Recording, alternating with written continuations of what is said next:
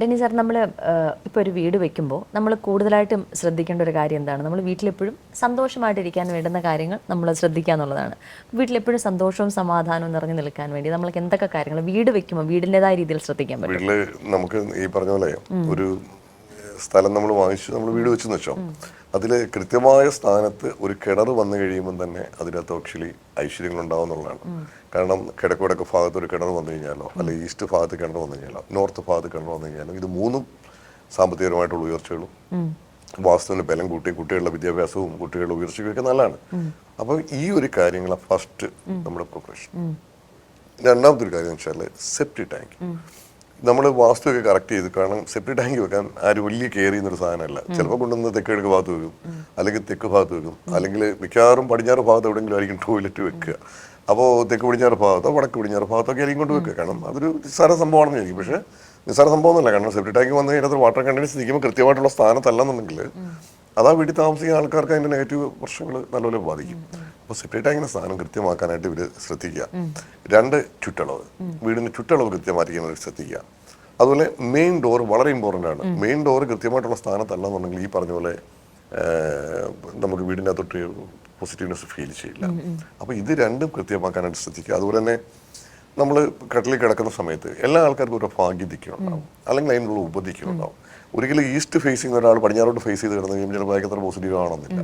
പടിഞ്ഞാറ് ഭാഗ്യദിക്കായിട്ടുള്ള ആൾക്കാർ പടിഞ്ഞാറോട്ട് തലവെച്ച് കിടക്കുമ്പോൾ അവർക്ക് പോസിറ്റീവാണ്. അപ്പോൾ അല്ലെങ്കിൽ അവരുടെ ഉപദിക്കുകളായിരിക്കണം. അപ്പം കട്ടിലിൽ നമ്മൾ തലവെച്ച് കിടക്കുമ്പോഴും നമ്മൾ ഫുഡ് കഴിക്കുമ്പോഴും നമ്മുടെ ഒരു ഭാഗ്യ ദിശ അനുസരിച്ച് നമ്മൾ നിൽക്കുകയാണെന്നുണ്ടെങ്കിൽ അതുകൊണ്ട് നമുക്ക് ഒരുപാട് ഗുണഫലങ്ങൾ നമുക്ക് കിട്ടുമെന്നുള്ളതാണ്. ഇപ്പം ചിലപ്പോൾ എഗ്രിമെൻ്റ് ഒക്കെ എഴുതുന്ന ആൾക്കാരായിരിക്കാം, ചിലപ്പോൾ ഒരുപാട് എഴുത്തുകളും അല്ലെങ്കിൽ ഒരുപാട് നമുക്ക് എഴുതാനുള്ള ആൾക്കാരുണ്ടാവും, അല്ലെങ്കിൽ ജോലി സംബന്ധമായിട്ട് കുറേ വർക്കുകൾ വീട്ടിൽ നിന്ന് ചെയ്യുന്ന ആൾക്കാരുണ്ടാവും. അവരൊക്കെ അവരുടെ ഭാഗ്യ ദിക്കിലൊക്കെ ഫേസ് ചെയ്തിരിക്കുമ്പം അവർക്ക് അതിൻ്റെ ഗുണഫലങ്ങൾ കൂടുതലായിട്ട് കിട്ടും. അതുപോലെ വീട് എപ്പോഴും നമ്മൾ ചെയ്യുമ്പം അതിന് 4 മൂലകളുണ്ടായിരിക്കും. ആ 4 മൂലകൾ കൃത്യമായിട്ട് ഉണ്ട് എന്ന് നമ്മൾ ഉറപ്പ് വരുത്തണം. കാരണം വെച്ചാൽ വീടിൻ്റെ ഭംഗിക്ക് വേണ്ടിയൊക്കെ നമ്മൾ പ്രൊജക്റ്റ് ചെയ്തും വലിച്ചു നീട്ടിയൊക്കെ ചെയ്യുന്ന വീടുകളുണ്ടാവും. അപ്പോൾ അങ്ങനെ വരുമ്പോൾ എന്താ പറയുക, പലപ്പോഴും അതിൻ്റെ ഓരോ കോർണറുകളും മിസ്സിങ് ആയിരിക്കും. നമ്മളൊരു ബുക്ക് എടുത്താൽ അതിന് 4 മൂലകളുണ്ടാവും. ഏത് സാധനം ഒരു ബോക്സ് എടുത്താലും 4 മൂലകളുണ്ടാവും. അപ്പോൾ ആ 4 മൂലകൾ കൃത്യമായിരിക്കും. എപ്പോഴും കണ്ടില്ലേ ഒരു പടത്തിൽ ഒരു വാസ്തുപുരുഷൻ കിടക്കുന്നു എന്നുള്ളത്? അതുപോലെ പൂർണ്ണമായുള്ള ഒരു വസ്തുവോ വീടോ ആയിരിക്കണം നമുക്ക് വേണം. അല്ല ഒരു കോർണറുകൾ മിസ്സിങ് ആയി കഴിഞ്ഞാൽ ആ മിസ്സിങ് കോർണറിൽ എന്താണോ വരുന്നത് അത് നഷ്ടപ്പെട്ടു പോകും. ഇപ്പൊ കിഴക്ക് ദിക്ക് ഭാഗമാണ് മിസ്സിംഗ് ആയിട്ട് വരുന്നുണ്ടെങ്കിൽ വാസ്തുപുരുഷൻ ഹെഡിന്റെ പോർഷനാണ് മിസ്സിംഗ് ആവുക. ഇപ്പൊ തെക്ക് പടിഞ്ഞാറ് ഭാഗം മിസ്സിംഗ് ആണെന്നുണ്ടെങ്കിൽ വാസ്തുപുരുഷന്റെ കാല് വരുന്ന പോർഷൻ ആയിരിക്കും മിസ്സിംഗ് ആവുക. അപ്പം ഒരു മൂലകളും മിസ്സാവാതെ പ്രത്യേകം സൂക്ഷിക്കുക. അതുപോലെ ബ്രഹ്മസ്ഥാനം. ബ്രഹ്മസ്ഥാനം എന്ന് പറഞ്ഞാൽ ആ വീടിനകത്തോട്ട് എല്ലാ ഭാഗത്തോട്ടും എനർജി സ്പ്രെഡ് ചെയ്യുന്ന ബ്രഹ്മസ്ഥാനത്ത് നിന്നാണ്. അപ്പോൾ ബ്രഹ്മസ്ഥാനത്തായിട്ട് ആവശ്യമില്ലാത്ത ടാങ്കുകളോ അല്ലെങ്കിൽ ആവശ്യമില്ലാത്ത വേസ്റ്റ് ആയിട്ടുള്ള വസ്തുക്കളോ നമ്മുടെ കുളിമുറികളോ ബെഡ്റൂമുകളോ ഒന്നും വരാൻ പാടില്ല. അപ്പോൾ ആ ഒരു ഭാഗം എപ്പോഴും വൃത്തിയായിട്ട് കിടക്കാനും വലിയ വെയിറ്റ് കൊടുക്കാതെ സംരക്ഷിക്കേണ്ടത് അത്യാവശ്യമാണ്.